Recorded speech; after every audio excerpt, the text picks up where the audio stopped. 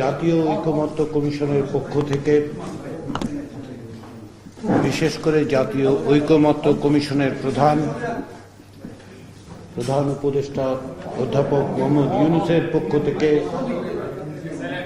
গণ অধিকার পরিষদের নেতৃবৃন্দকে আমাদের আহ্বানে সাড়া দিয়ে এখানে উপস্থিত হওয়ার জন্য আন্তরিক ধন্যবাদ।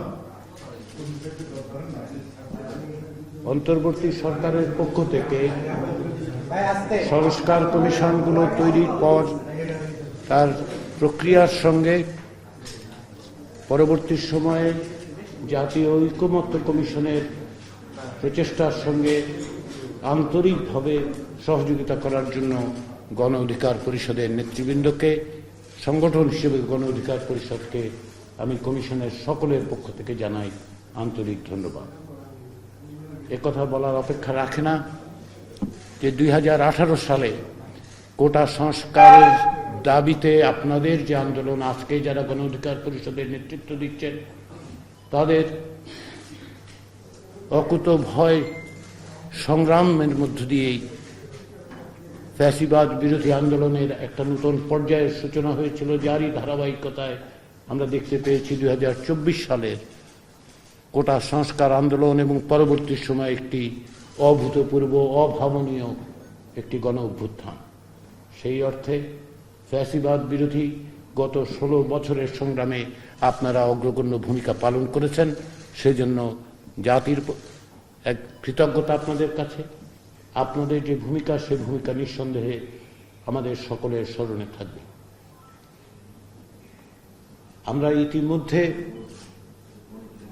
39টি দলের কাছে থেকে মতামত চেয়েছিলাম, 35টি দলের কাছ থেকে মতামত পাওয়া গেছে। তারই ভিত্তিতে আমরা এই পর্যন্ত 19টি দলের সঙ্গে আলোচনা করেছি। আজকে গণ অধিকার পরিষদের সঙ্গে যে আলোচনা, সেটি হচ্ছে 20তম দলের সঙ্গে।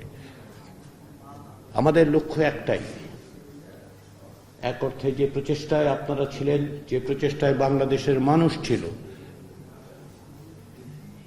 এক অর্থে 53 বছর ধরে বাংলাদেশের মানুষ যে গণতান্ত্রিক আকাঙ্ক্ষাকে ধারণ করেছে, সেই আকাঙ্ক্ষাকে যেন বাস্তবায়ন করা যায়, তার পথ উন্মুক্ত করা যায়, যেন আমরা সকলে মিলে সম্মিলিতভাবে একটি গণতান্ত্রিক রাষ্ট্র প্রতিষ্ঠা করতে পারি, তারই অংশ হিসেবে এই আলোচনা।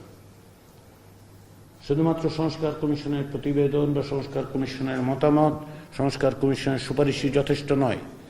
সকল রাজনৈতিক শক্তির, গণতান্ত্রিক শক্তিগুলোর জনমানুষের ঐক্যের মধ্য দিয়েই কেবলমাত্র আমরা বাংলাদেশকে একটি নতুন বাংলাদেশের দিকে অগ্রসর করতে পারব।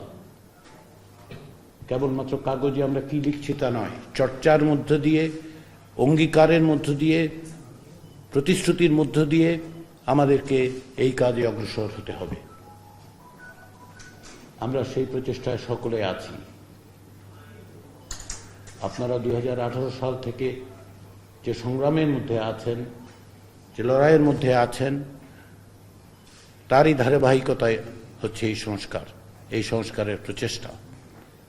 ফলে আপনাদের কাছ থেকে যে সহযোগিতা আমরা পেয়েছি, আপনারা যে ভূমিকা পালন করেছেন, দল হিসেবে দল প্রতিষ্ঠার পর থেকে গণ অধিকার পরিষদ যে ভূমিকা পালন করেছে, তার জন্য ধন্যবাদ, তার জন্য কৃতজ্ঞতা।